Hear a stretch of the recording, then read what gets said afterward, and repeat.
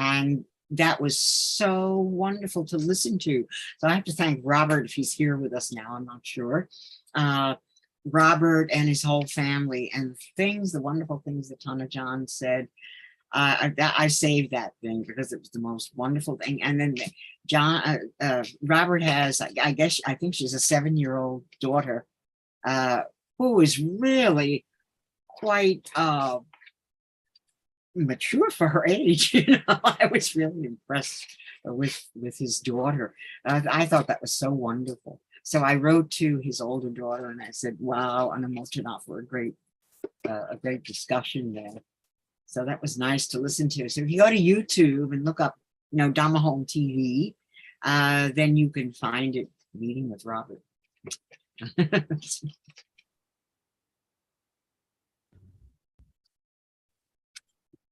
Thanks for mentioning that, Betty. I'm glad everything's been going well. Yes. Hello, everyone. Hi, Sarah. Good to see you. Yeah, I have to say again, Sarah, I've copied down that quote and I keep it because I think it's such a helpful quote that you sent me. But I looked up the reference and it's not there, so you might check the reference again, but the quote is wonderful. I'm glad it was so helpful, Betty, and I'm glad everything's been doing well. Yes. I think it's time to start. Jan, are you here now? I'm here. สวัสดีค่ะ สวัสดีค่ะ อาจารย์ สวัสดีครับท่านอาจารย์ สวัสดีครับสวัสดีครับอาจารย์สวัสดีครับ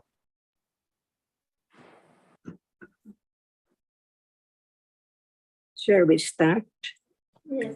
I was going to ask Nina if she had some comments she wanted to bring up last week, but there wasn't a chance. I don't know. Are you there, Nina? She's gone.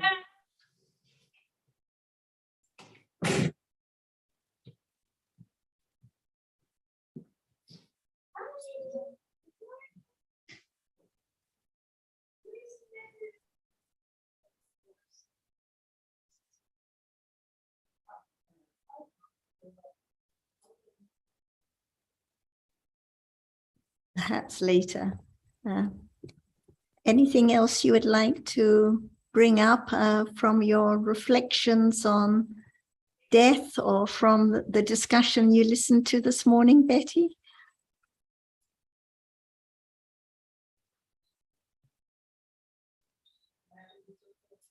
We can't hear you, Betty. Sorry about that. Let me see.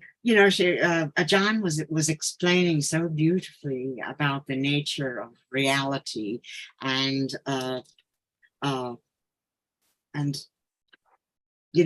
to think basically what I took away. But it was so interesting to hear her explain this to a little 7-year-old girl, and how much this little 7-year-old girl could understand the nature of reality. It was so beautiful. It was something that everybody should listen to.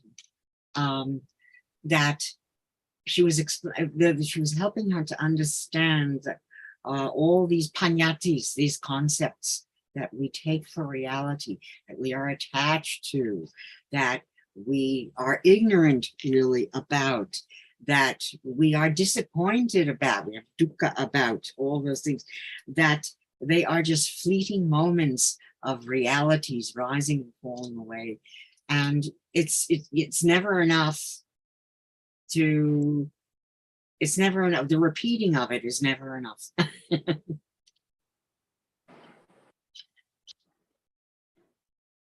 Sorry, Betty, is that possible to see again what you talked about? Yes, if you go, yes, you can see it. You go to YouTube, go to Dhammahome.tv, Dhammahome.tv. Yeah. And you look up a discussion with Robert's family, something like that, and you can find it. I noticed too that Shanti used to share it online. All right. She did wonderful. Thanks for that, Shanti. Shanti, I still have to answer your beautiful note. Thank you. I haven't had time to answer all the wonderful condolence notes I've received, and all over, so many of them, hundreds, literally. Yes, there's a link to the video on DSG, which Shanti has just put up. Oh, wonderful. Thank you, Betty and Shanti. You're quite welcome.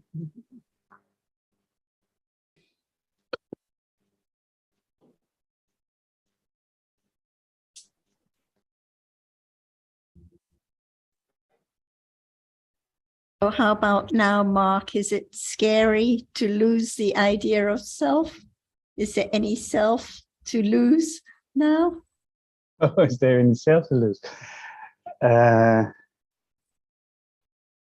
It is scary. But what I notice all the time is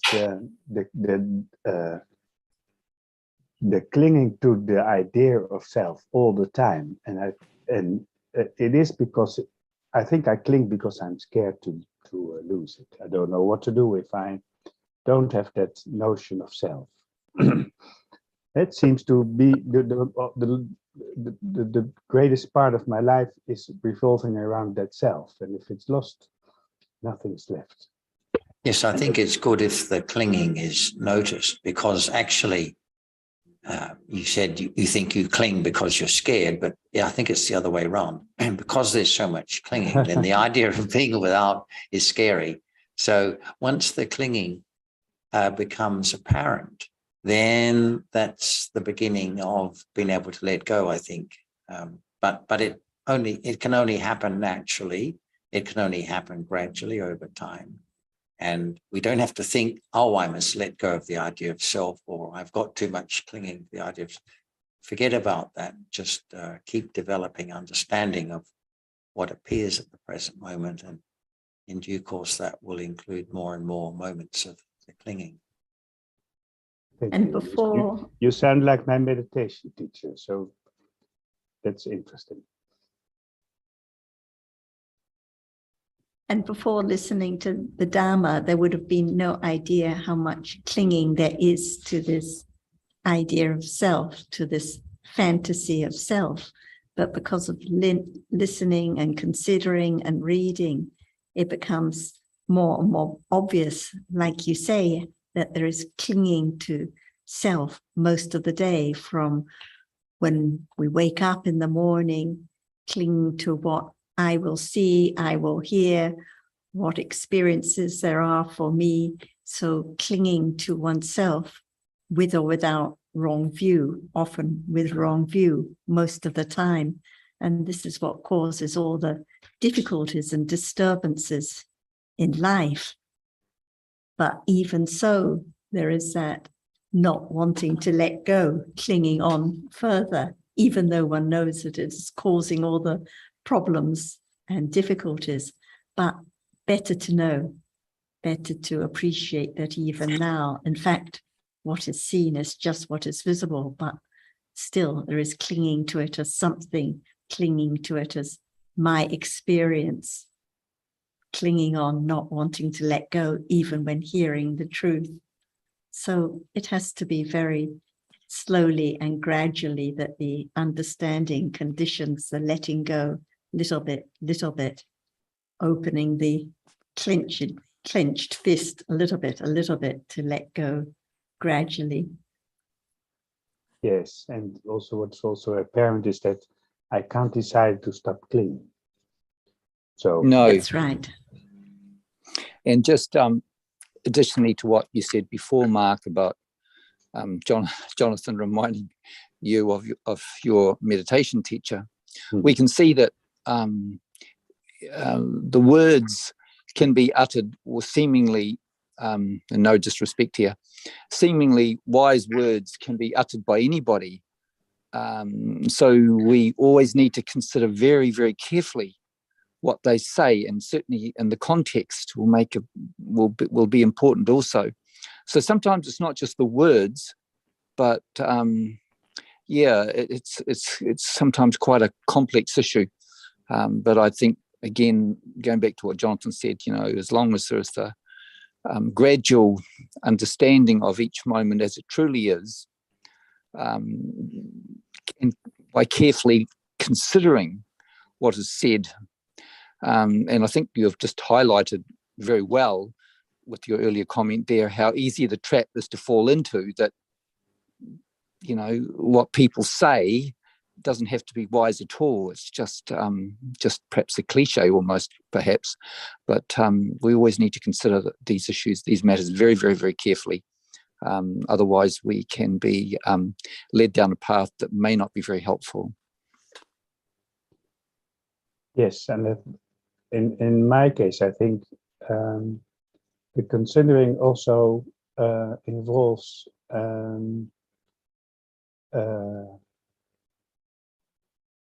paying attention to what is really happening. When someone says you have to notice the clinging, my experience is that that's the only thing that seems to be possible. If I realize that the clinging is cause for much suffering, the only thing I seem to be doing is seeing that what is happening. That's all I can do. Just if I could add to that, right? If I could just add to that comment, when you mentioned there, but you need to notice, I think that can be misleading. Of course, that can be said in any context, but it can be misunderstood, and I think it can be unhelpful advice, because clinging is just a reality in itself. It doesn't have to be noticed by anybody. And I think that's a very important distinction to make. Otherwise, we will think it's us who notices these things, and that's can be very unhelpful for obvious reasons. Yeah, I understand. I agree. When you say, Mark, well, that's what I can do, and earlier you don't know what to do, it's still the idea of I can do. I can pay attention to the clinging, and I don't know what to do if there's no idea of self. So it's just the clinging to I doing. But actually, at this moment of seeing, is there any I that does anything at the moment of seeing? At the moment of hearing now, is any I that can do anything? No, there isn't, but I understand the difference. And when I say the only thing I can do is notice it, if I would be more precise,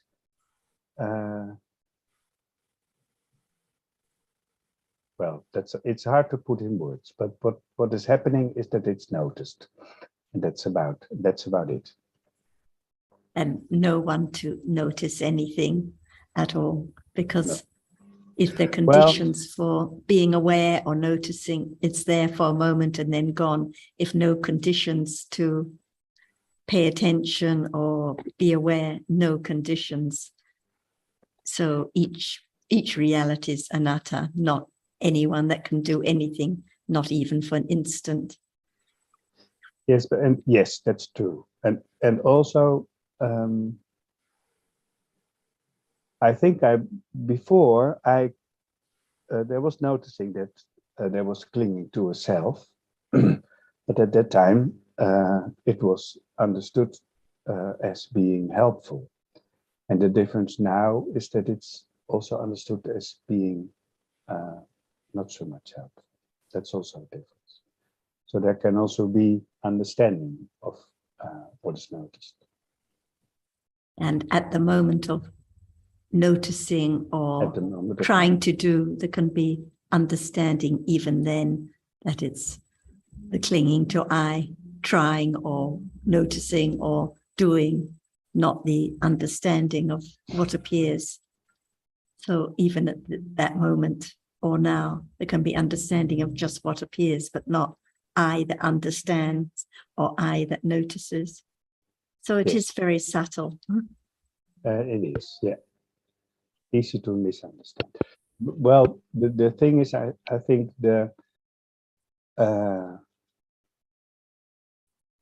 probably, no, I'm sure there is beyond the I that is noticed, there's lots more I which is not noticed.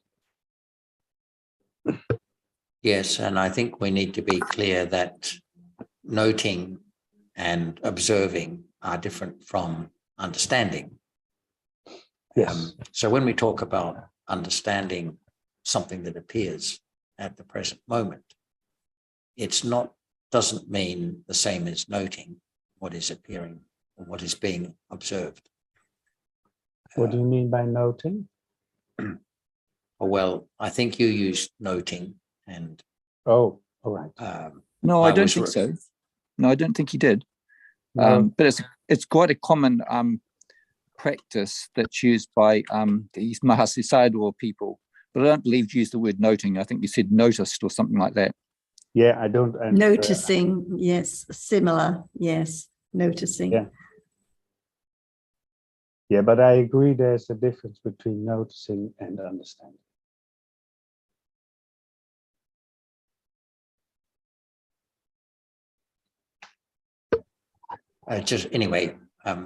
Just to get back to the point of what I was saying, that understanding arises by conditions. It can't be done by choice, by will, by setting out, by creating the right conditions, whatever. It is conditioned by reflecting on the Dhamma that has been heard. And of course, it can be conditioned to arise because it has been accumulated to a certain extent in the past. But the conditions for it arising again are hearing the Dhamma and considering the truth, considering the truth of the Buddha's description of the way things are. So this is quite different from any notion of a practice of deciding what it is that should be observed or noted or noticed or anything like that. It happens naturally by conditions. Yes, and also the listening to the Dhamma and also reflecting about what is heard is also conditioned.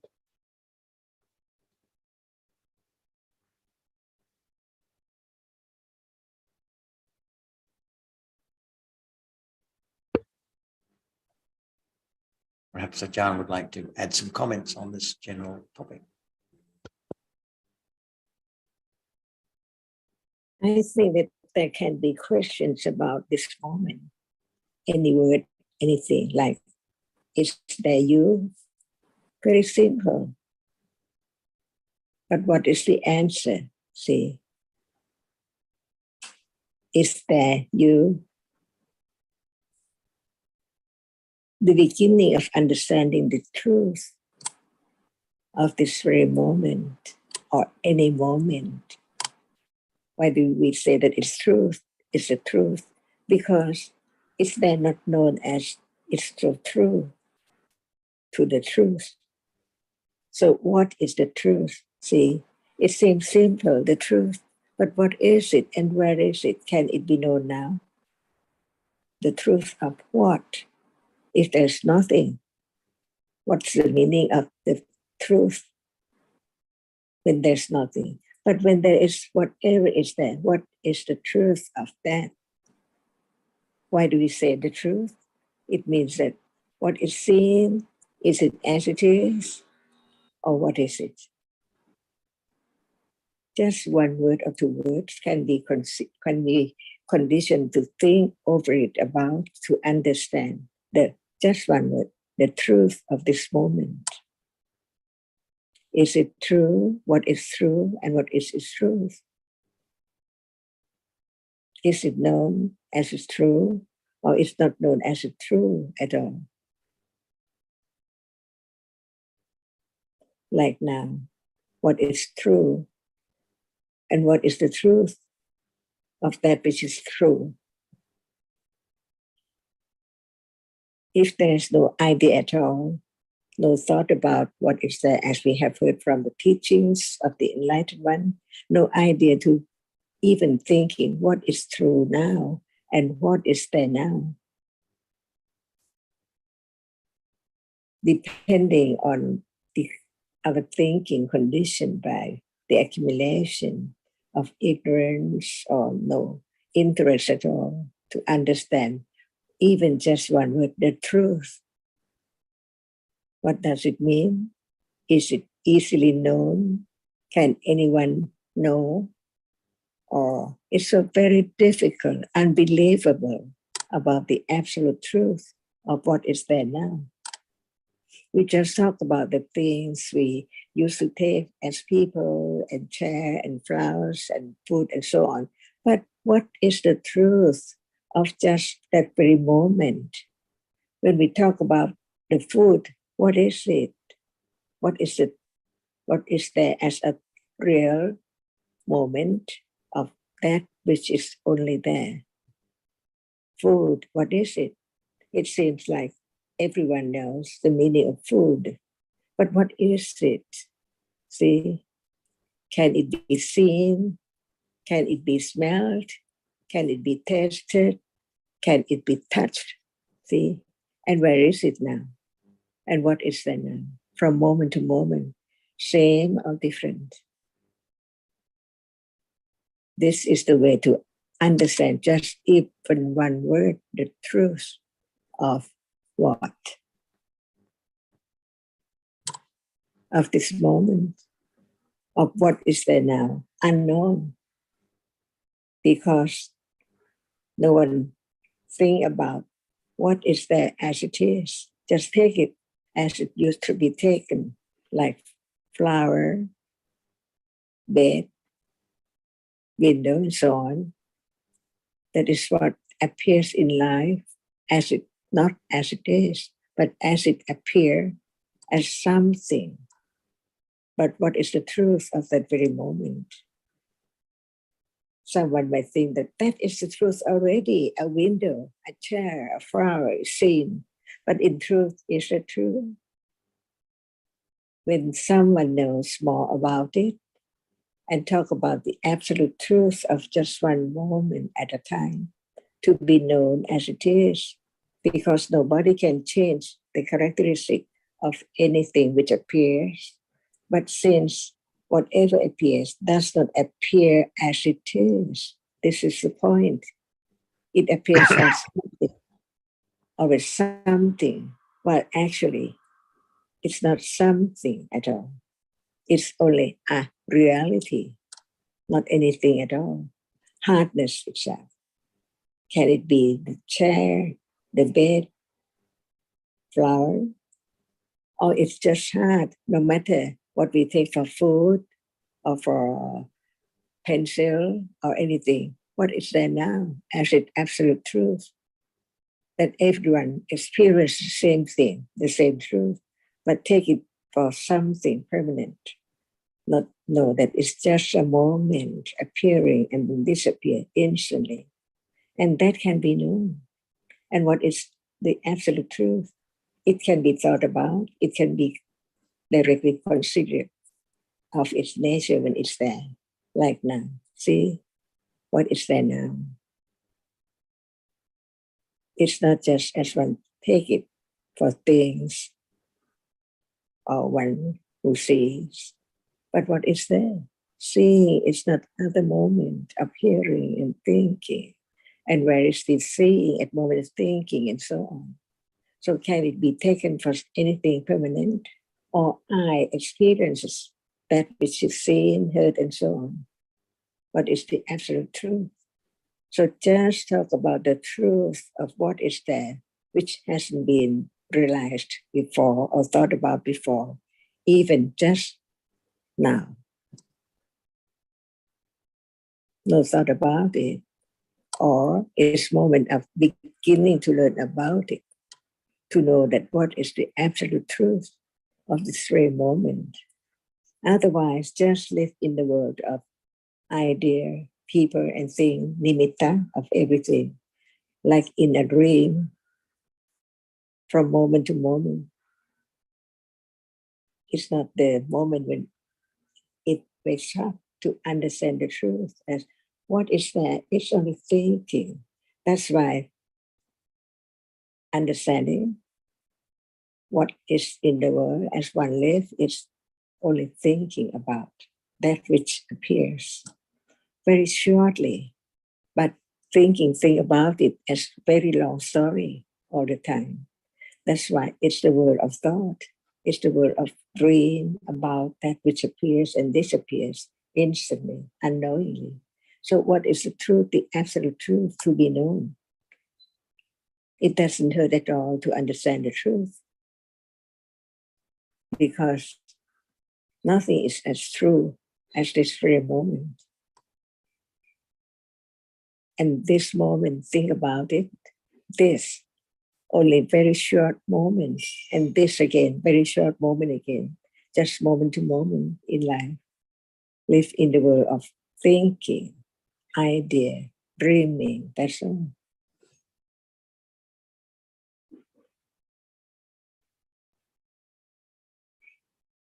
So what is meant by dreaming now? About what is there? In dream, we take the story out of what we had thought about because of memory, conditions, such thinking. Just like now. Achan, I have a question. Oh, okay, go ahead. So what is the difference between moment of sleeping and moment of not sleep, wake up? Are there difference?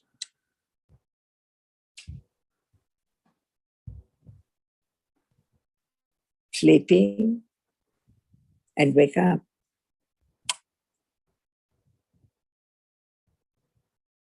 Why do we think that I slept and I dreamed and now I'm not sleeping?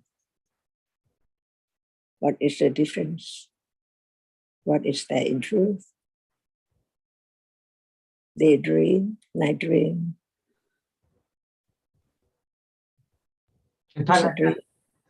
Yes, I have a question. When we saying that we love in nimitta, this is mean the concept and all that, right? Like we saying that Dhamma is known by nimitta of Dhamma, like seeing one seeing cannot be known, but because many seeing, then seeing appear as nimitta. Now when we now what I'm thinking is that like when we see all that, and when we say that it's shape and form, black, white, blue, and all that, that's appear to us, but the reality is visible object, right? Now what I'm thinking that is visible object appear to us because we know only like black, white, blue, and all that, which are not the visible object, but because they're visible object to think that. But like right now, even I'm seeing, I don't, I just see like white and blue and all that. So does visible object can appear or not? That's my question. Can you change the object which is seen from black to white? No, but black and white is not visible object. Is Do you have to say that it's black when it is the object of seeing?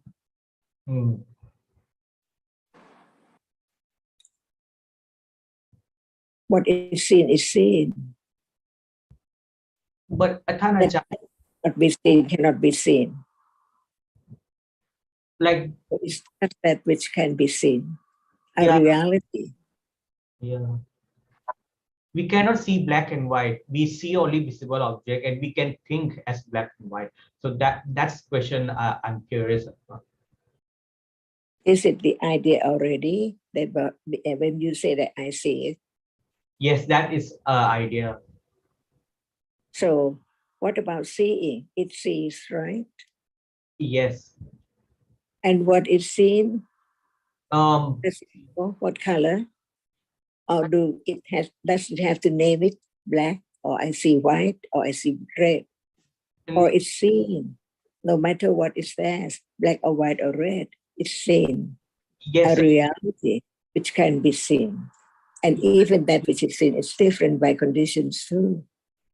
Yes, I understand that part, but we cannot see people and all that we can think about, because they are not reality. Black and white also actually are just concept, but visible object is a reality. That's why there's black and white and also, but what appear to us, right, is like just colors and all that. Like visible object don't appear. So that's my question. Is black visible? No. Is black visible? Black is a concept, Achan. It's concept or it's a reality? Concept. That which is seen, no matter it's white or black or red, it's seen. It's a reality that it's seen. Yeah, But yeah. different colors by conditions, as anything different by the combination of what it's there together. Like hardness, softness, heat and cold, condition many different color, different taste, different sound too, everything by conditions. So, but it's that which is seen, right? Mm. Look at the television, see, it's black or what?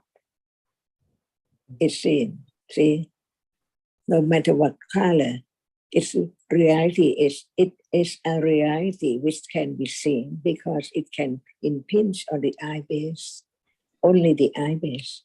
But Achan, visible object is reality. But when we say black and white and all, these are concept, Achan, isn't it? We use the word to represent its different color, that's all, right? Even visible, that is concept too. Yes. But the truth, I know. even we don't use any word, it's there as it is. Seeing cannot be that which is seen. Yeah, that's yes, that I understand. And name is just a concept to say, but like visible object is reality, ultimate reality. That's I understand. And to have shape and form and what be different color, black, white, blue, whatever. That's because they have to be a visible object as a Dhamma. So that's what I understand. The Hajid, we'd say visible object that's seen, but it's not just one visible object. If there were not different colors, different visible objects, how could there be the idea about the black screen or the colored screen or the red pattern or the yellow pattern? It's because there are different visible objects that are seen that there can be those different ideas. The same with tastes. If there were not all the different tastes, sweet, sour, salty, and so on, there couldn't be the ideas about the different sweet and salty tastes. So it's just exactly as it is. And when you said before, oh, well, visible object doesn't appear, but actually it appears at the moment of seeing. But what you mean is there's no understanding of what is seen as just the reality. No. But I like colors I hope you understand. Visible object, I know there are many different and all that, but to not confuse with color that are black and blue and white to the visible object. So that's why I say like this. And what I'm going to say about your next question, which I asked, like see, like just a moment, like now only, if someone asks me what I seen, I'll say that blue, black, white, trees, and all that. I cannot say that I see visible object, right? So that's what I mean. well, no one sees visible object, but seeing sees it. Yeah. And at that moment, visible object appears to seeing, and afterwards there's thinking about the color, the shape, the form, and so on. And it depends whether there is any understanding of the reality or not. And when you asked earlier about the nimitta, and because Ajahn had said most of the time there's just living in the nimitta world, like the dream world. And she asked about the difference between night dreams and daydreams, because after waking up in the morning, it's obvious there's been dreaming because it's just thinking about the different fantasies without any sensed or experiences in between. But during the day, it's also the dream world, thinking about the different ideas about the different shapes and forms and people and things, taking it all for being what is true when actually they're just daydreams, different fantasies. But during the day, there are the moments of seeing and hearing, the sense experiences in between.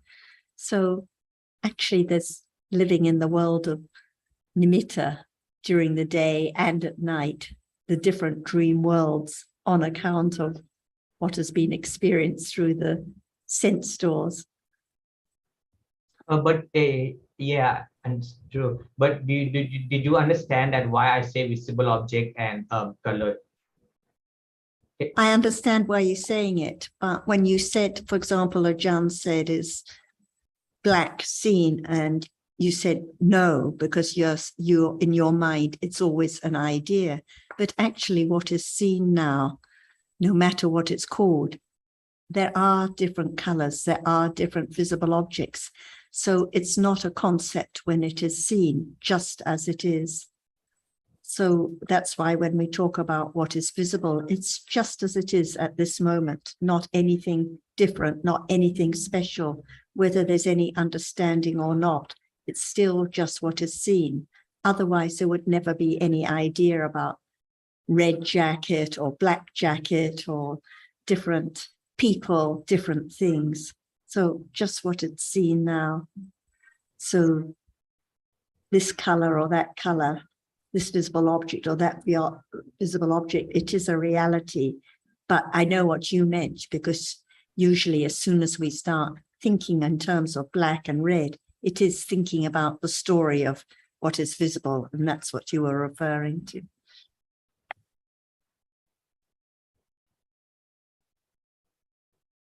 Thank you. Nina, I think last week you were going to bring up some topics at the start, but there wasn't an opportunity. Is there anything you would like to bring up this time?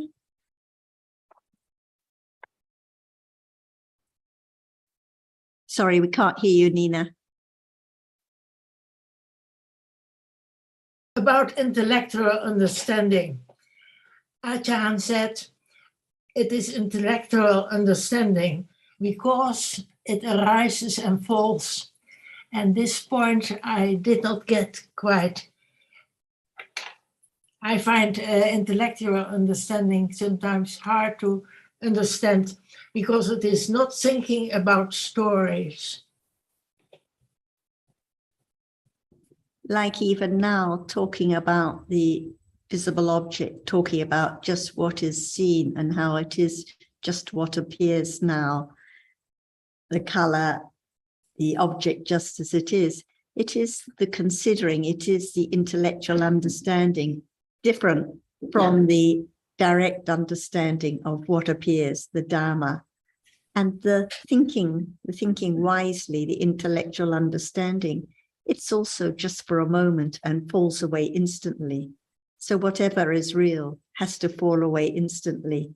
It's also panya, different moments of panya. In between, there are moments of doubt or moments of ignorance, but at moments of wise considering for an instant. It is panya which arises and falls away, and moments of yoniso manasikara, other kusala factors arising and falling away. So whatever is real has to arise and fall away. So sometimes we think of intellectual understanding as like a story of thinking that lasts, but actually it's just a moment. Yes, just a moment of panya. Yes, yeah. And she also said about Nama, the reality which can experience an object. But she says, this is not enough. It has to go deeper. It is not yet appearing well. So it's useful to understand better this point that Ajahn makes. I think that so Nama is the reality that experience is an object. We can all say this, we can all repeat it. Seeing experience is an object, the Cetasika's experience an object. But what has to go deeper is the panya, the understanding, has to go deeper and deeper to understand what is seeing at this moment, what is Vedana at this moment, to understand, not just repeating the word or just considering in a helpful way, but to really understand it as Dhamma, not anyone that sees, not anyone that feels, just that reality at this moment. And it has to be now, because it has to be what appears at this moment. So, as we've discussed before, seeing does experience visible object, but it doesn't know anything about the nature or characteristic of visible object or of any reality. So Yes. that's what Ajahn means by going deeper. Yes, that's a good point. Yes.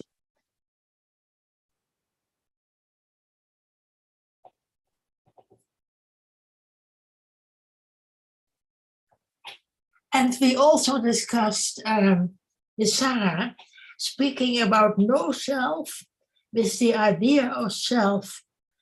And I think people believe that they understand already when they say no self. So that's again a word they cling to. Maybe that's the meaning of this.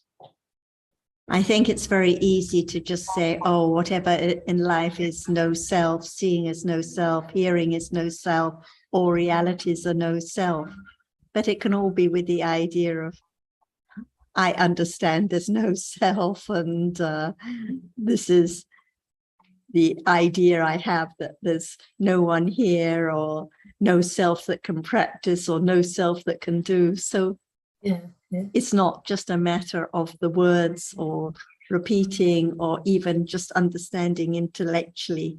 There has to be the direct understanding of the truth of what is meant by seeing as not self at this moment, hearing as not self. It has to be the understanding of the reality itself.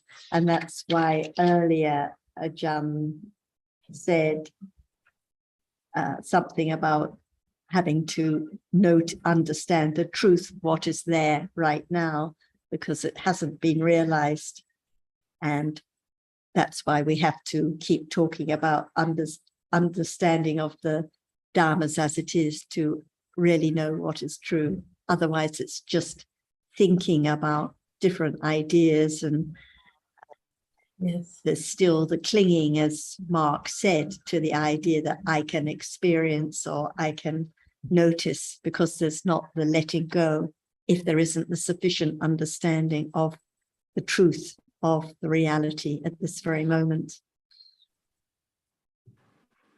Yeah, it's very good that Ajahn always emphasizes letting go. He always repeats that a lot. It's a good reminder. And it doesn't matter what appears, like if it's doubt now or clinging now, it's reality, it's true, but it's not my clinging, it's not my doubt. There can be the letting go of I, even at that moment of the clinging or the doubt, when there is understanding of it as it is at this very moment. And letting go is also not something to be done. There can't be letting go by effort or by direction of one's energy to let go. It can only happen by the arising of kusala, and specifically panya. It's panya that truly lets go of all attachment to what is experienced. And it's easy to forget that when we hear about letting go, because we immediately realize how much attachment or we can immediately realize at times how much attachment there is. And then there's the sense of letting go of that attachment. That of course is not what is meant by letting go in the teachings.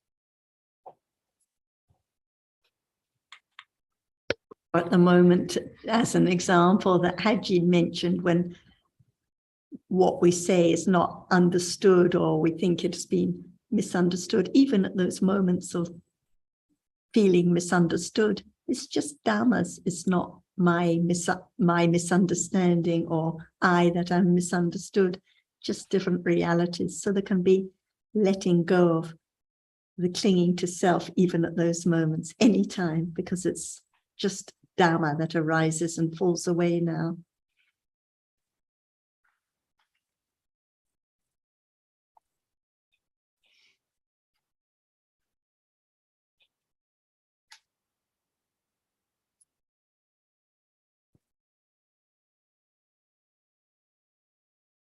And Nisa, glad to see you back this week.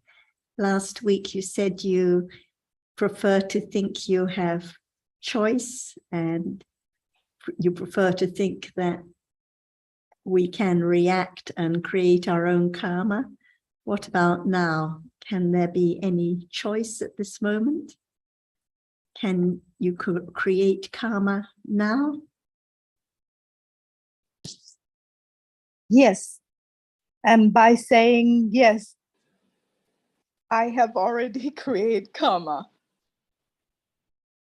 for maybe the immediate future or distant future. That's when I would not cling to it. And I will not cling to what I'm doing now either. I just do it. Maybe because of the Upanishad or accumulation or karma that I collect or accumulate, in the past, which make me say yes. And but I'm just gonna leave it as that. Whatever I do, I know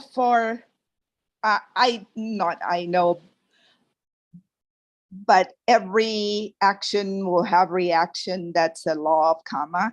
Maybe physics copy it, but I don't hate use the word I. But that's what I'm experiencing now. So that I'm doing something. Okay, so at this very moment, what is I and what is doing and what is something? It's nama, that thinking, and then produce the speech out.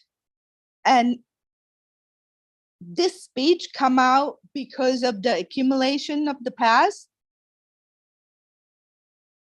I have no personal control of it.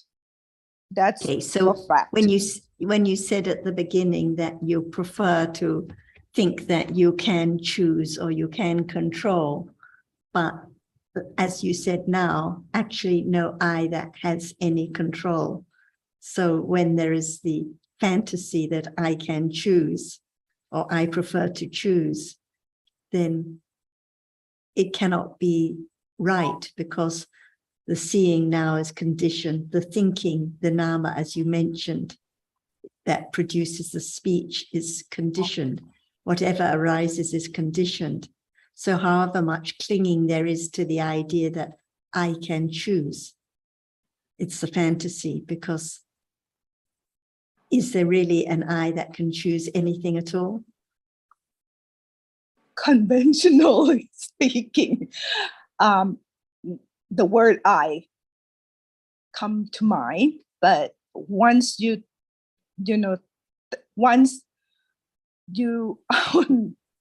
once the nama consider other thing about it, then the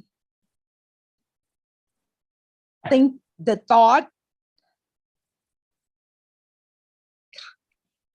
kind of perceive that it was not correct to use the word I. So can anyone choose what word to use? Can anyone choose what is right or what is wrong? Well, Or individually, what is the reality that can choose anything? individually, the process of nama and rupa goes on because of the sapawa coming together, and it's manifested in the present moment.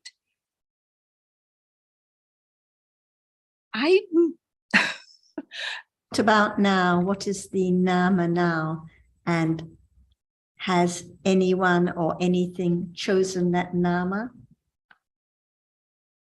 It's depend on the past, immediate past or way past or a distant past. So But- what about seeing now? Is seeing a nama now? Yes. Okay, so what does seeing depend on? Does it depend on any choice? Or what does it depend on? My accumulated Upanisai will choose that for me. Really? Yes. What is your accumulated Upanishad? What is the My reality? Upanishad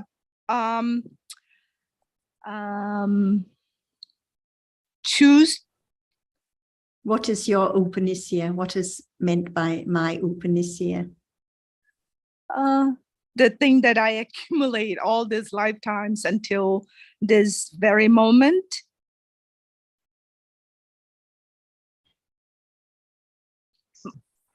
Push me to, it's like a rut, maybe like the Buddha say sometime that you can go only into that rut. If you don't come out of that rut, then it's bring you to your destiny. I think Ajahn Sachin should discuss with Nisa. Ajahn, do you have anything to say on her point? Shall we say in general to understand whatever is there in any moment, not in a particular moment? For example, now there is seeing. Does seeing arise and fall away?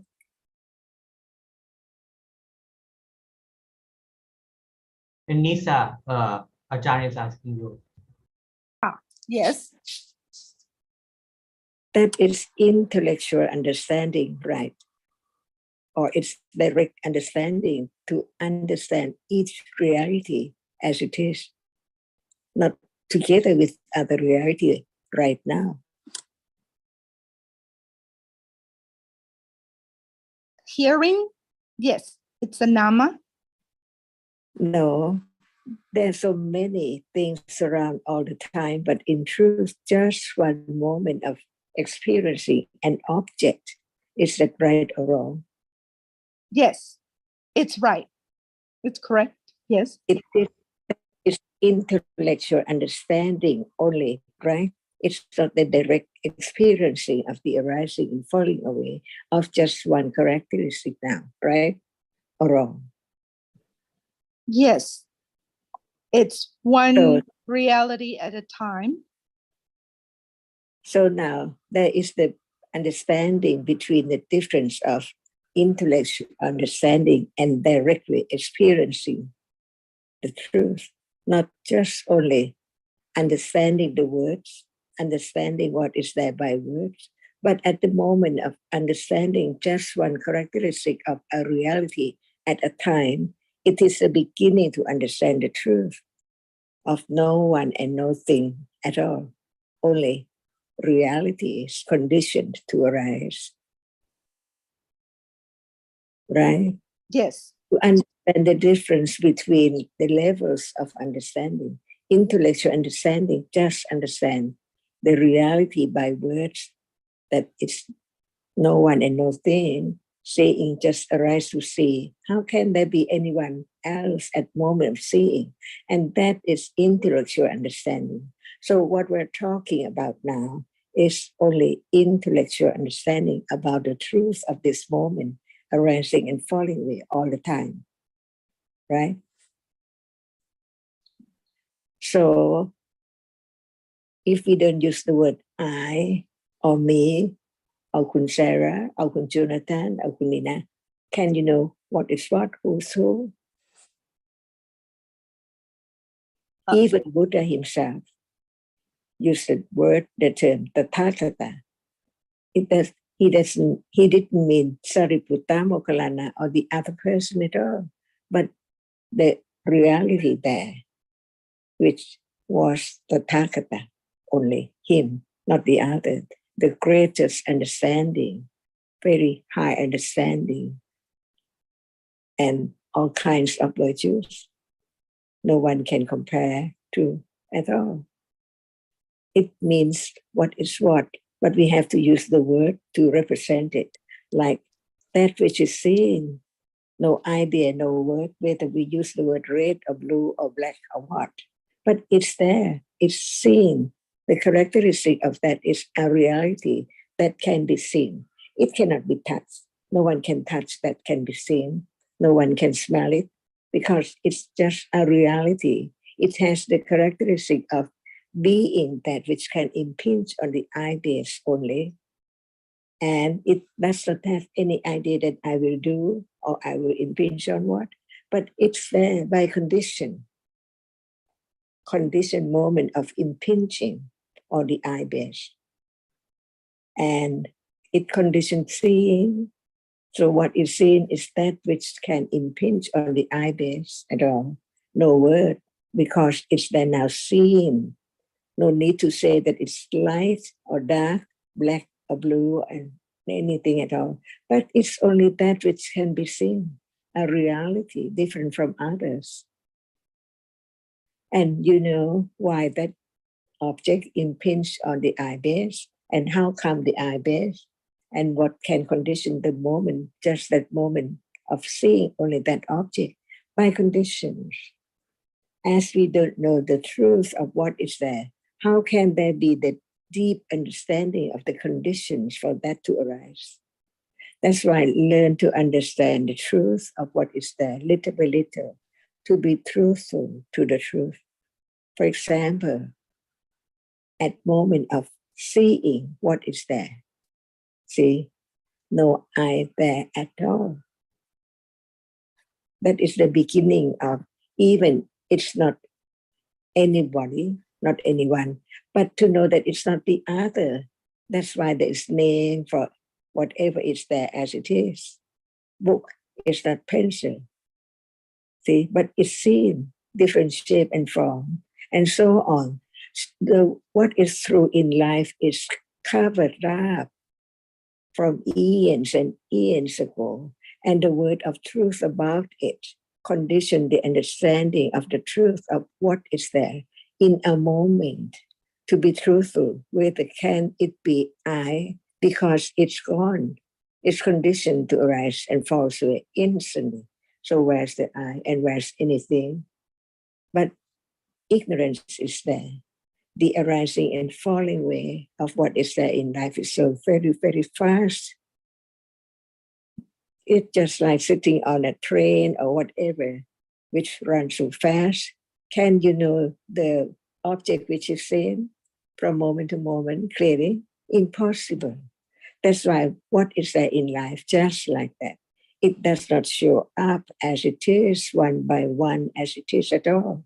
They are together, arising and falling away, until only one is there to be known. But when there's no understanding of that, is not the other at all, not just only one being aware of and developing the understanding of the truth that it cannot be the other thing, other object at all. It begins to appear well to understanding of its truth little by little.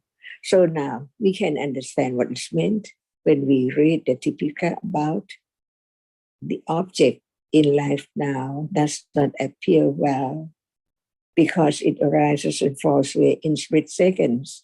What is seen is just flower and things. As soon as one opens one's eyes, can that be true? Many things together at once, not just only one dot at a time, so fast that what is left is like the shape and form of something to be remembered and taken for something. What is true? This is the beginning of understanding life as it is. Because the words of the teaching of the Buddha explain everything in any way, every manner, to begin to let go the wrong understanding of different moments. What is there is different. What is there now cannot be in the future again, or that which is the past is gone, cannot be now at all. It's a truth, just beginning to learn about the truth of life, not just only in this life, eons and eons ago, and years ahead. Nobody can change seeing to be hearing, considering, and so on. Each one has its own characteristic, condition to be different by so many conditions. That's why it can be known little by little to let go ignorance, taking what is in as something instantly, but just thinking about a blank paper and just one dot cannot make any idea of things at all until it's more and more and more. It put on and on and on. It can be the mountain or a dog or a cat or the bird or anything. But in truth, is it true? Or it's just the idea of that which arises and falls away so very fast? No one knows. And what is left is just the shape and form to condition the idea about that. So all the question about anything, when there is the understanding of this moment and this moment, on and on and on, that is the answer of whatever is there. So now, what's your question? Nisa, Where are these conditions that we continue to experience, or nama rupa continue to experience and fall away, come Is it from you or again? accumulate from? Okay, is it you or the thinking things? No, it's not me. It's my Upanisai Pachaya most No, of I the don't know time. that. If you use the word Upanishadapatya, please, what is it? What is it? It has to be clear from the very beginning because it's so deep. And The so pattern of behavior, the patterns of accumulation, and and the nama and rupa reaction to this same conditions or similar conditions that set up a patterns of behavior with mind, speech, and body. Yeah. What behave? It's nama, rupa, and speech, which all of these based on nama. What kind of nama? Is there only one nama or many kinds of nama? It's 121 or 89 kind of nama. I just Okay. yeah. It's not I'm not. I don't want to go into Abhidhamma because after all, that's a Panyati. So each word represents a reality right now. When you use the Dhamma, what does it mean? Dhamma is reality. That's Dhamma in the nama, or Dhamma. It's interaction between Nama and Rupa and become a, reality at each moment. So is Dhamma someone or it's a Dhamma, not anyone? Dhamma is just Dhamma in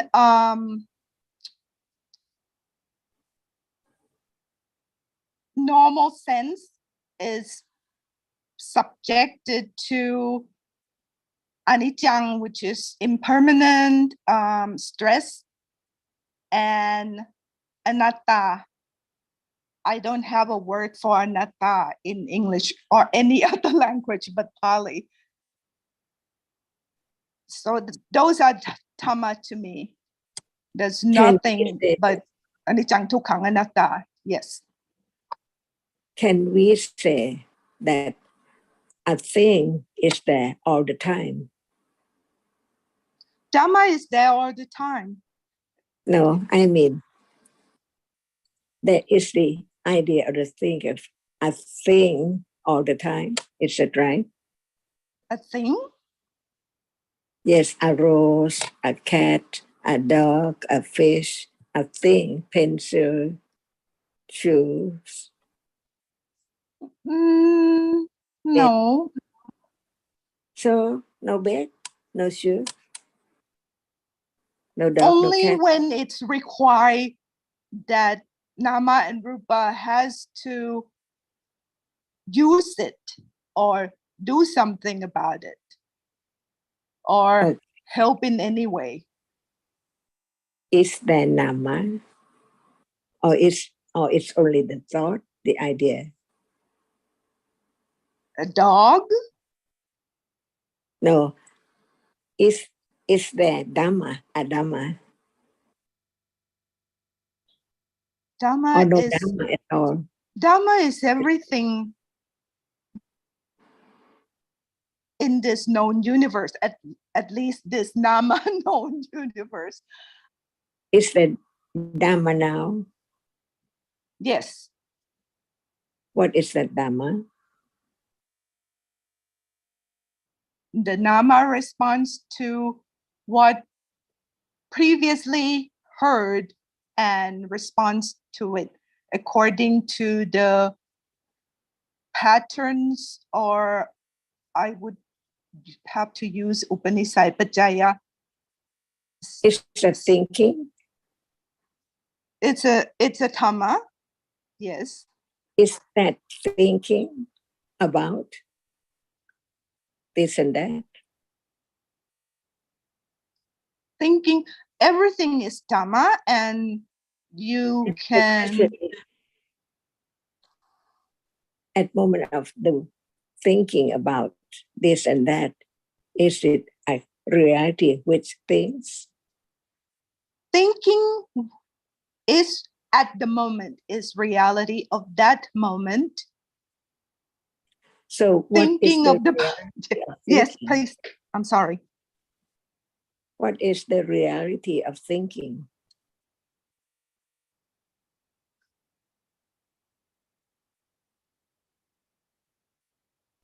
Nama is Yes. just a response to what stimuli is at the moment, or whatever seen, heard, thought a moment ago, or immediate. So It could be immediate or distant past. So seeing is not thinking, right? No, but after seeing, the next moment could be thinking. No, it's just one at a time. Is seeing thinking? Yes. No. It has to be one mind moment at a time. Why it is not? Why thinking is not seeing? Because mind or nama can appear one at a time. So what is the difference between thinking and seeing?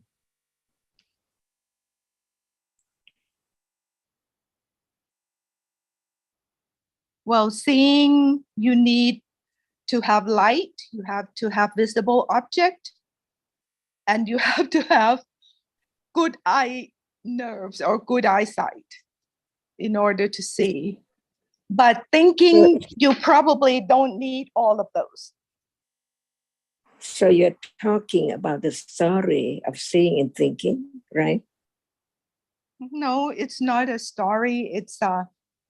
I think it's reality that you cannot see just by thinking. It's a story. If you think you see something that is not there, then it is a story. So story is the moment of thinking, right? Yes. So what is the difference between seeing and thinking?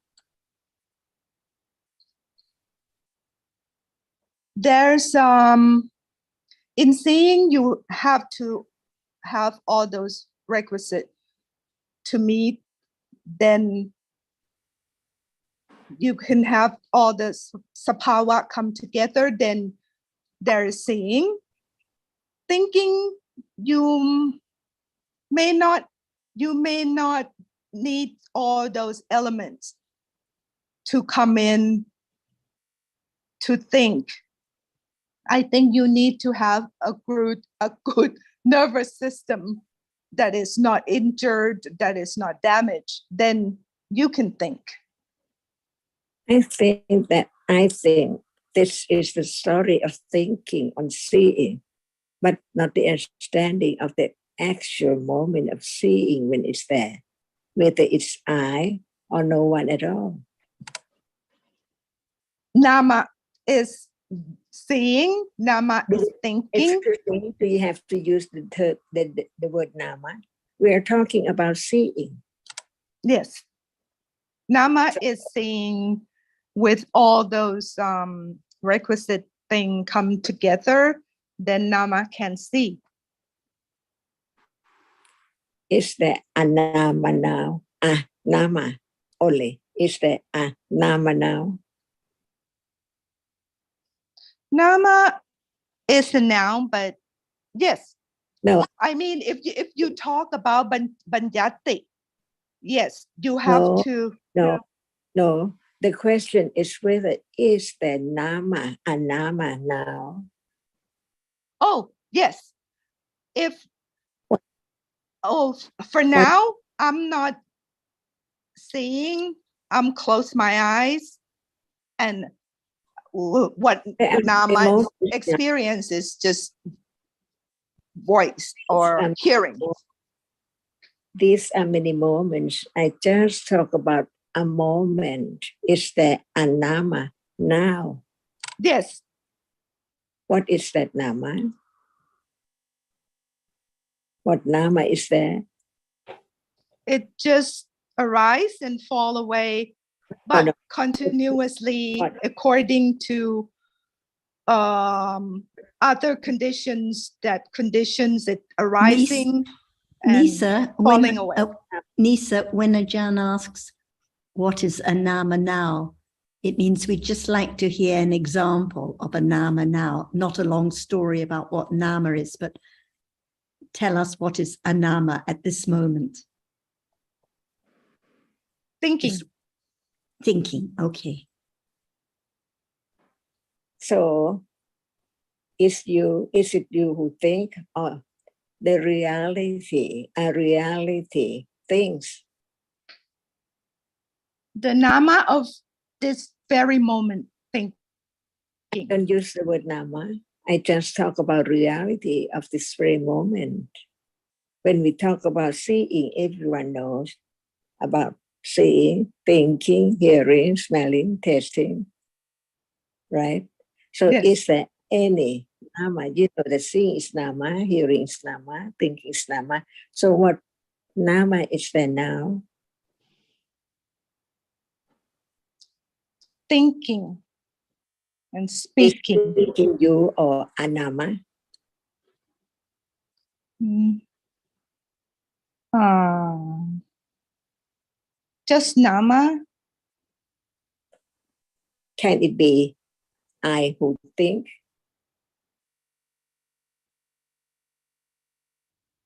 Mm, no, it's just nama. So now there is the understanding of reality as it cannot be taken for anyone and it does not belong to anyone. Why not?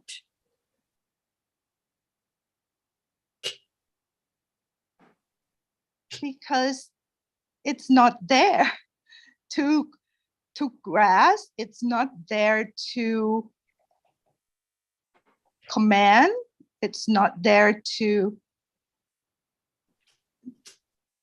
I don't know. It's nothing there. It's just nama arise and fall away. Nama arise and fall away. So in truth, there is no one at all and no thing at all, right? Just different one reality at a time, as it is. Yes. Is visible object which you see now someone or something? No, definitely not. There's no I to command. There's no I to say, do this, not do that. No. So the absolute truth is that actually there's no one at all, right? No one at all.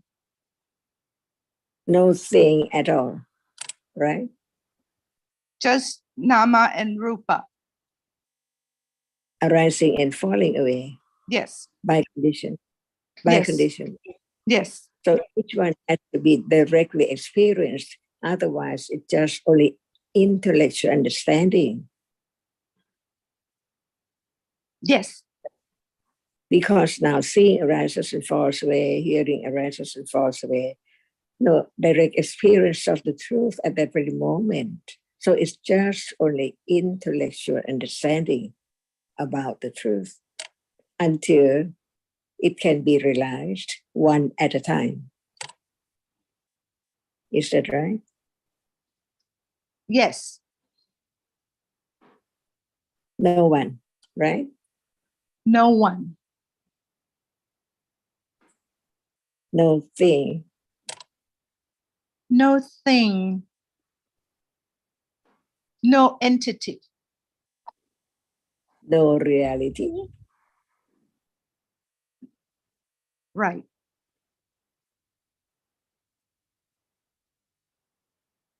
Is it?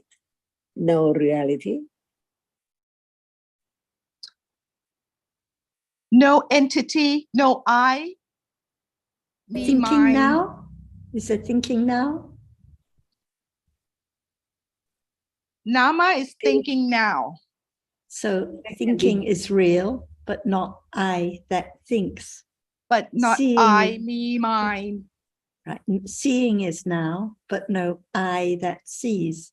So there's no I, there's no thing, but there is thinking, there is seeing, there is reality arising and falling away now. Yes. So what we're trying to get to in this discussion, I think, is the difference between knowing the story of realities and the direct experience of realities. These are two different things, right? Yes. And the direct experience of realities is the function of understanding. Is that also right? Yes. So no matter how much one knows the story of realities, that is not the same as the understanding of realities, which itself, of course, is a conditioned reality and arises other than by our wish or intention. Is that also right? Yes. We cannot have What? understanding by wishing to have it or intending to have it or trying to have it. It only arises by the appropriate conditions. Yes. How do one affect no one? How these conditions arise? Those conditions are not known to us, but what is known is the Buddha's teaching about his description of the way things are in truth and reality. And it is hearing that description and reflecting on it that can be a condition for the arising of understanding, if understanding has been accumulated. What condition reflection? Some nama and rupa hear the same Dhamma lecture, Yes. but reflect differently. Correct. That is by accumulated tendency, which Right. we've talked about earlier in the context of, for example, attachment. The reason Right. why we like things and dislike others is because that particular liking and disliking has been accumulated. But also, interest in the Dhamma has been accumulated. Actual understanding of the Dhamma has been accumulated to a greater or lesser degree in the past. But it requires the hearing of the Dhamma in this lifetime and reflecting on it for it to arise again. And if we've, no matter how much of the Abhidhamma one has heard, that may not be sufficient to condition the arising of Dhamma in this lifetime. So we might know all about the different conditions, including Upanishya Pancha. We might know all about the different realities, but just knowing these bare facts, if I can call them that, of the Buddha's teaching may not be sufficient. The Dhamma there has to be the hearing of an explanation of the Buddha's teaching of the way things are, presented in a way that is meaningful for us, that is, if reflected on, will condition understanding to arise. So Nisa, what we conclude is that it has to be the actual understanding, the moment of consideration. So yeah, that's the benefit only. That's why we learn Dhamma. So to come back to the first points that started the discussion, in truth, there is no I that can choose anything. There is no I that can create karma. There's no I that can decide not to cling now, because whatever arises in life is by conditions. If there are conditions for clinging now, no matter of wishing otherwise will change it, because the attachment is conditioned by the accumulated tendency. So it arises as soon as those conditions are there, ready to condition its arising, even now after seeing or hearing. So no I that can do anything. And when I asked about seeing and the condition for seeing, and you mentioned about the Upanishya and so on, but the conditions for seeing, as you mentioned, there has to be the visible object that is impinged on the eye sense, and it's the result of karma. So it's not because of the Upanishya primarily, it's the result of karma, not in this life, but from the past.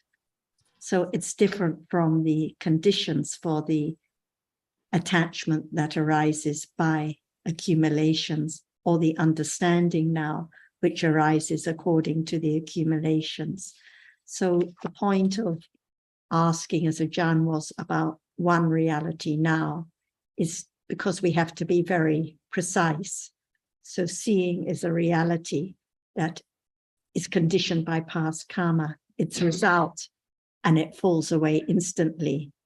But it's followed by clinging so quickly because of the accumulated tendency. No one can change it. No one can stop it. No one can choose what will arise. No one can create karma.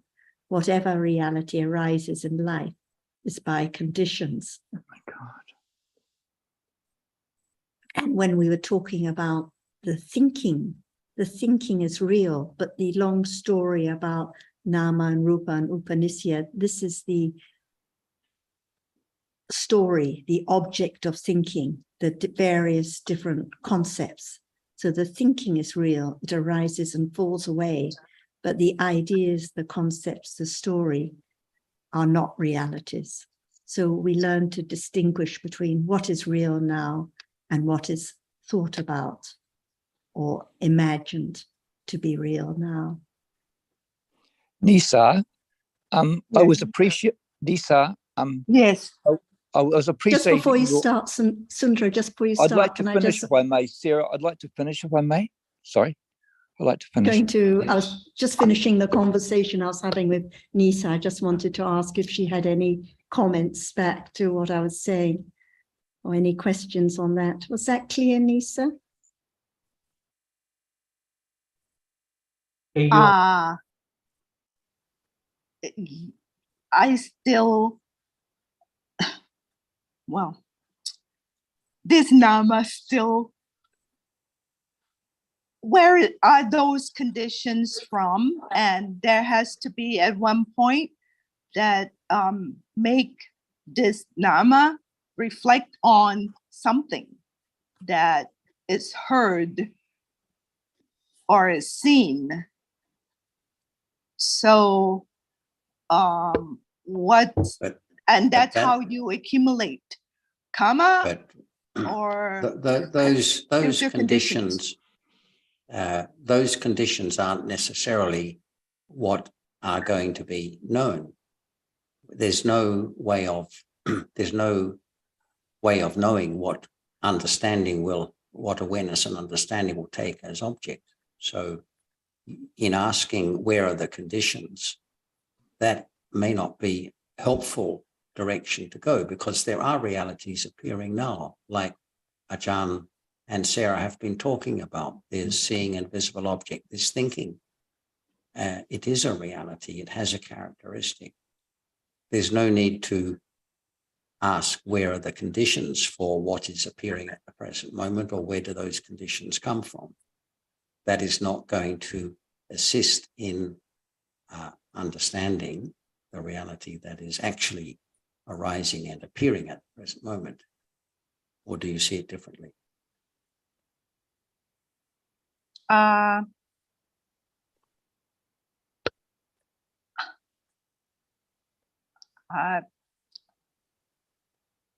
This Nama turned on the Zoom today, so I would say all the conditions, whatever that this Nama Rupa did. Yeah, that's the story of it, though, isn't it? But It when is at the moment of turning on the Zoom, what are the realities?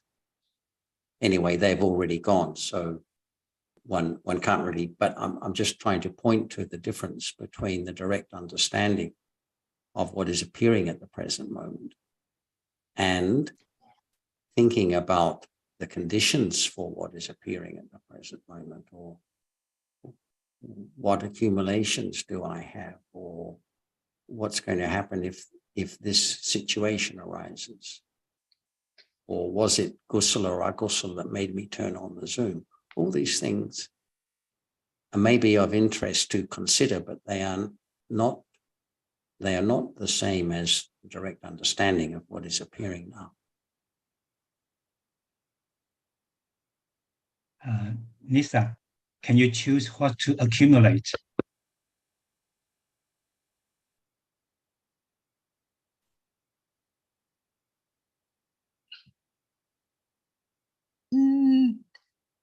Tendency is kind of accumulation, I would say. Here I go. Tendency can be accumulated. In fact, it is. Yes, it can be accumulated, but it's not by you. Can you choose what to accumulate?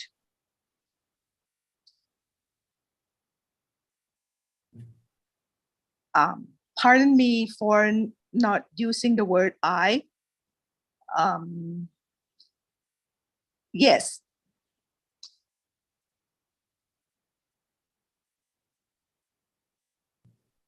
To your question. Okay, so if you can choose what to accumulate, then why not just accumulate kusala and panya?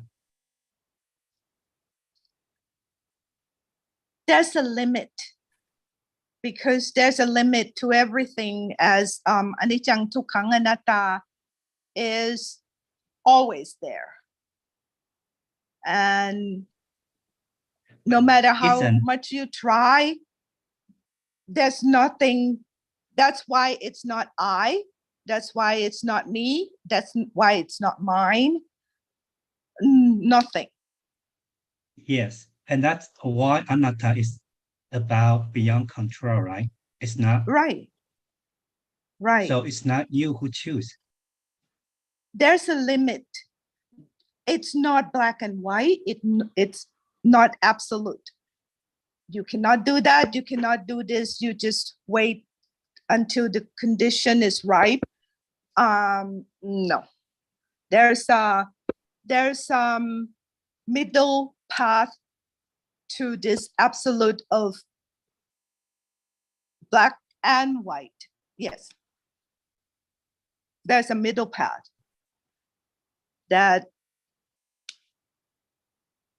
that's why people who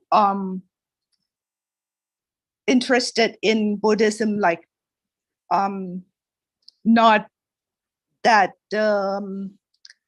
gods or goddesses or deities give you the power of panya, so that's the different. It's the middle path. It's the anicca dukkha anatta is absolute in certain way, but not black and white. But didn't you just say you just say thinking is Dhamma, is not you, right? Yes. So it's Dhamma, it's not I, it's not my thinking, it's not me thinking. So then where is this I to make the choice? It's the Dhamma and the momentum of accumulate karma and the tendency, the patterns of behavior, mind behavior, speech behavior, and body behavior is momentum of things. That's the Buddha say that all dharmas are anatta, not in yes. anyone's control. So yes. even the wise reflecting and considering now is a condition for more wise reflecting and understanding in the future, because you said what makes the reflecting now on what is heard and seen. So at this moment, the wise reflecting conditions more wise reflecting, just as the clinging now, clinging to the I that can control, conditions more clinging. When I didn't mean I, instead of the accumulation of nama in this process, which we call nisa, in this moment, have the accumulation, or else we won't be doing or waiting for something to happen without helping this process coming along. I'd just like to, Sundara was waiting patiently to speak, so please go ahead, Sundara.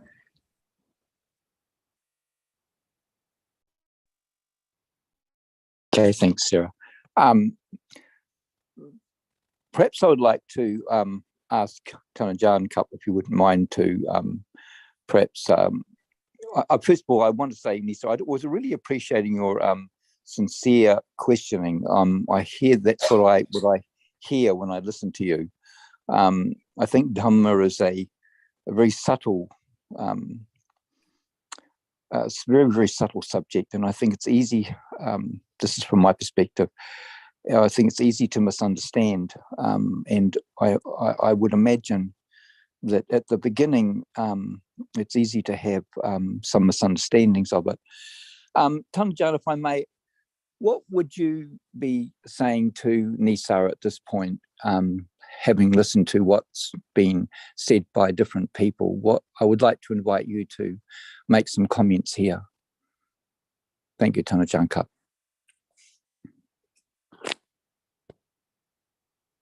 I think that if we just understand one word which represents one reality at a time, it can be clearer.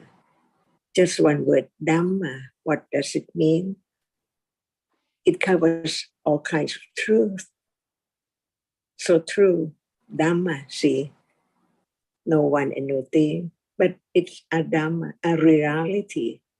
And a reality cannot be just two realities in a reality, just one reality. So when we use the word Nama, what do we think about? Now, or what, or when, or just the word Nama? Seeing is a reality. It experiences an object. It arises to experience. That's what represents the word Nama, that which arises and experience. So it's not just Nama, Nama, Nama. So many Dhammas, and each one can be understood, the truth that it is not the other at all. Otherwise, there must be the idea of I there, which sees or hears or thinks all the time in life. So be truthful. Is that true? Even right now, it's I who are speaking or thinking or liking or disliking or feeling or remembering. They're all different kinds of reality. And since all of them experiences an object, so it's a different kind of Nama, in order to know that no matter it's seeing or thinking or liking or talking or having such any idea, all are Namas, because the Rupa cannot experience anything at all. In order to let go the idea of thing in someone, in whatever arises and appear, like seeing, when there's no one and it experiences, it's me who see. At moment of hearing, no other people around, it's only moment of hearing. And what is it? Because it hears there, so it's I hear. I is there at moment of hearing. So what is truth when what is not true? What is true? That's why it's different. To have the idea of I hear, see, no understanding of hearing as what hearing is in truth at all. And it's not there forever. And it's gone unknowingly, so very fast. So how can there be the understanding without beginning to attend to the characteristic and have more understanding to condition moment of directly experience it with understanding of its truth, little by little, to let go the very deep idea of self or I all the time. It's not just Nama, Nama, Nama, but what Nama is there now? It's not just a Nama, but what Nama? Is it seeing or hearing or thinking? Otherwise, all kinds of realities cannot be known when it's not precise. That's why to be precise, to understand the reality as it is, it has to be just one word at a time. Understanding clearly and clearly until there's no doubt about it, and firm confidence of each one as seeing is not I now.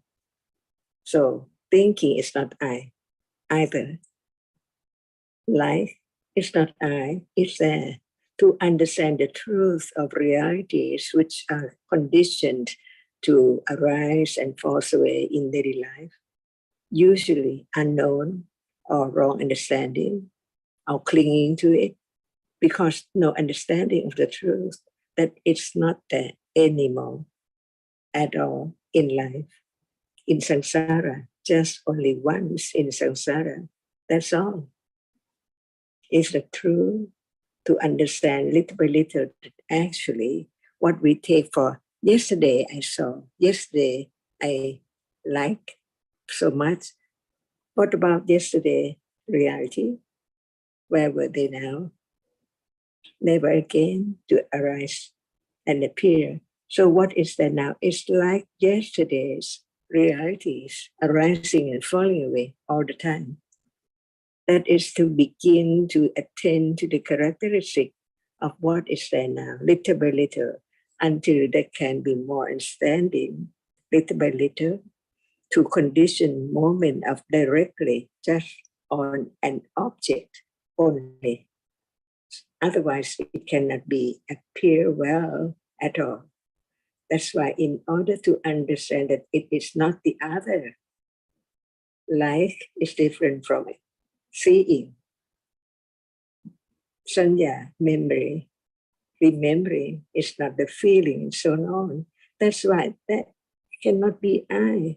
They are only different realities conditioned to be different from moment to moment.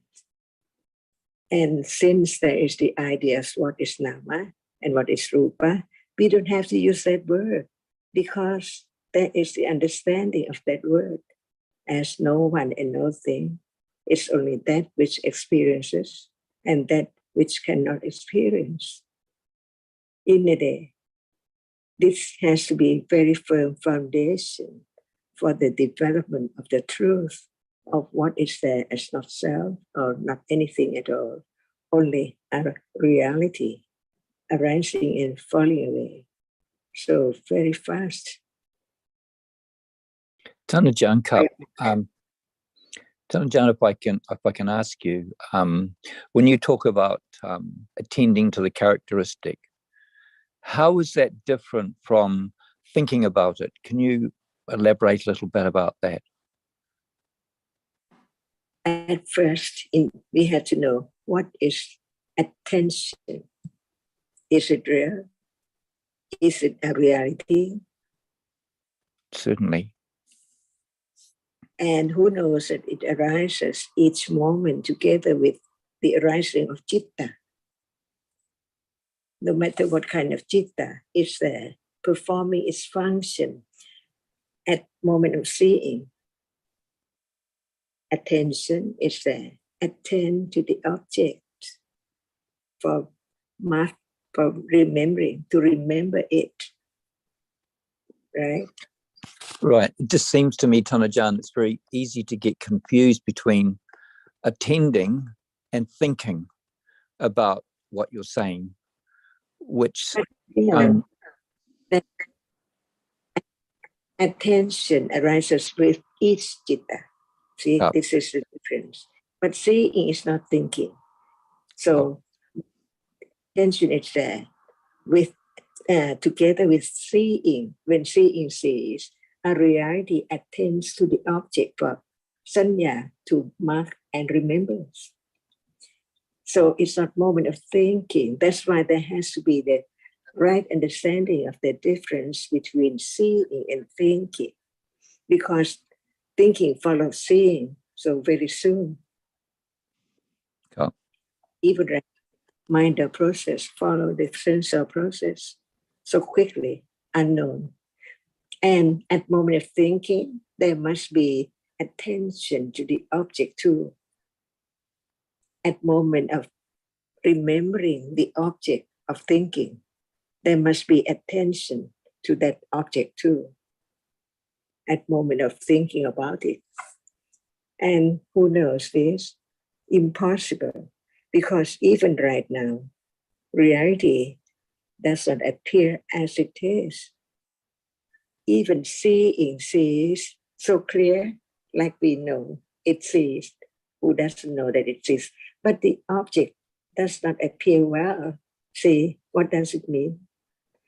Not just a moment, but many, many moments as nimitta of seeing. This word explains how repetitive the arising and falling away of realities has to be in that way. No one can stop the arising and the falling away in split seconds of split seconds. But understanding can begin to understand, since that arises, falls away instantly and followed by the other more and more as many moments of seeing in a moment of seeing. Because as soon as it sees, there are many different things appear. It seems like that. So in order to understand the way it is, citta arises only one citta at a time. But what is seen now? Many things together as a doll, a cat, a table, a chair. See, how come? That is the truth. As soon as one closes one's eye, all gone. How come? By conditions. It shows the rapidity of the arising and falling away. At moment of opens one's eyes, it's there already. And as soon as one closes one's eye, no object seen. Is it not like this? So you just understand what's there in life as it is. In order to let go of ignorance, not understanding, taking it for permanent, table, permanent things.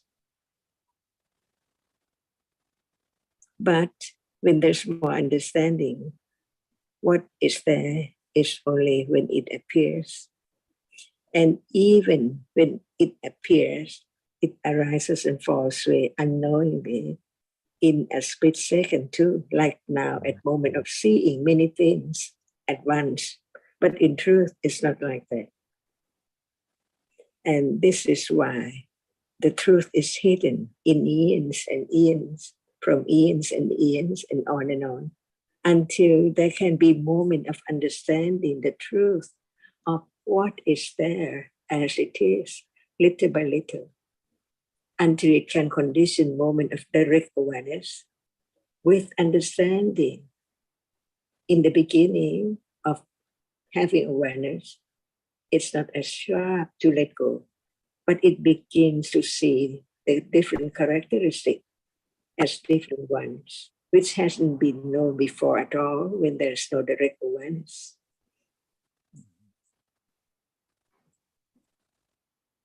That's why Jira Kala Bhavana, the development of understanding, has to go on little by little. The path is there at moment of understanding, naturally, as natural as now, because no one can change the way it is.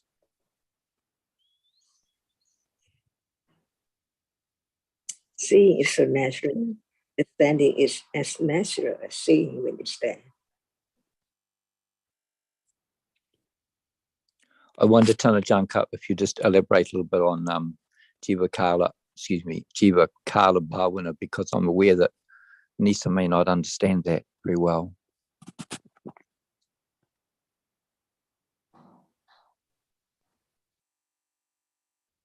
Jira Kala Bhavana. So can you elaborate a little bit on that, Tana Jankap? Please explain the meaning of Jira and Kala and Bhavana. Well, as I understand, it means commitment or long-term commitment to the understanding of the reality that appears. Bhavana is the development of understanding. not at all in the beginning, and just one word is heard and understood, not enough, on and on and on, about all kinds of truths in daily life. Bhavana, beginning to develop the understanding. Jira, Kala, Bhavana. Just only once or one or two is not enough. More than that. Much more than that, not just one life. Because this moment is not known as it is. So what about next moment? Not knowing the truth and added more akusla. And the other moment, no understanding, no understanding, no understanding. And so how can there be the eradication or the elimination of wrong understanding and ignorance if there's no hearing about the truth and consider carefully, truthfully, that is parami, to develop more and more understanding of the truth until it can be aware of one reality by conditions. No selection, not at will. Who knows what would be the next moment? Impossible. But Panya, right understanding, can understand the characteristic of that as a self, little by little, at moment of understand what is that which experiences. We use the word nama, and that which cannot experience, no matter it is hardness or smell or visible object or sound, whatever, the same reality, category, kind, cannot experience any object, no matter when it arises. Now and in the future, never changed its characteristic. Hardness is hard.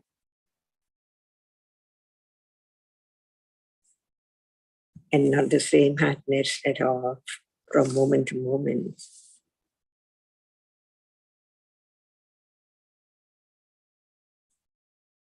At moment of cutting your nail, there can be the moment of tending to hardness by conditions.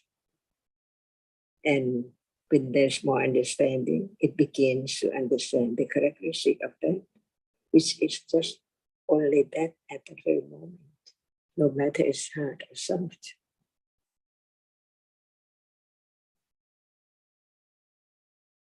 And that is the only way to let go the attachment, a very subtle attachment.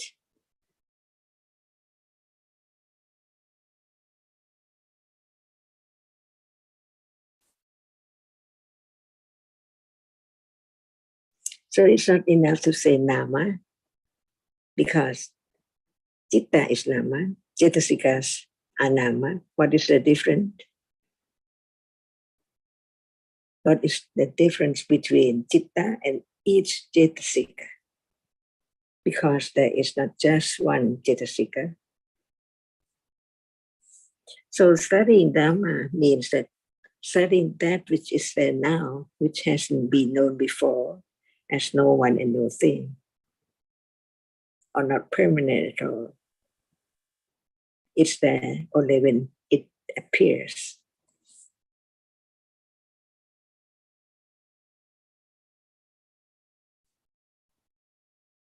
And this is intellectual understanding, as long as it's not the awareness with understanding of only one reality right then at a time. By conditions, firm confidence of anatta, no preparation, no thought about it. Like seeing now, no thought about it. Hearing now, no thought about it.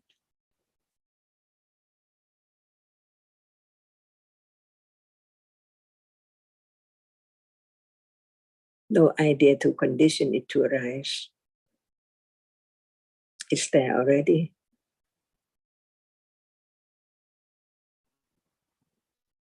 Gradual development of confidence of the truth, that it cannot be taken for self or thing at all, because it's gone instantly, never to be found, never to return, never to arise again in samsara, not just in this life.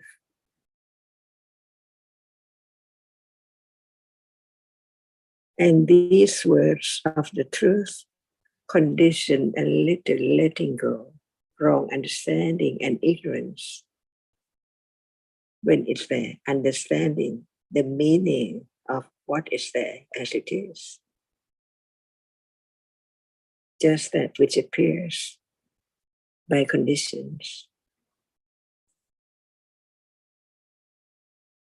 And Nisa, this is the middle way. It has to be the right way from the beginning, the understanding that there is just Dhamma, just reality now, which is conditioned, not in anyone's control. No one can make it arise. No one can see, no one can hear, no one can choose. There are just different dharmas arising and falling away. So the understanding has to develop to understand one reality at a time. This is the right way, the middle way. And it's by the development of the understanding of Dhammas that the conditions of the arising of those Dhammas comes to be directly known. And then it's not knowledge from the book. It is direct understanding, but it has to begin with understanding what is appearing at the present moment.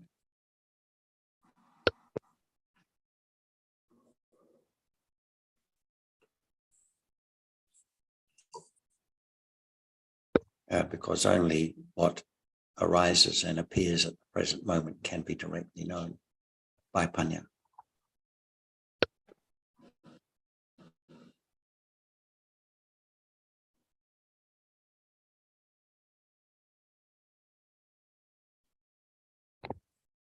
Thank you, Ajahn. Thank you, everyone. ค่ะ สวัสดีค่ะ See you next week. Bye bye.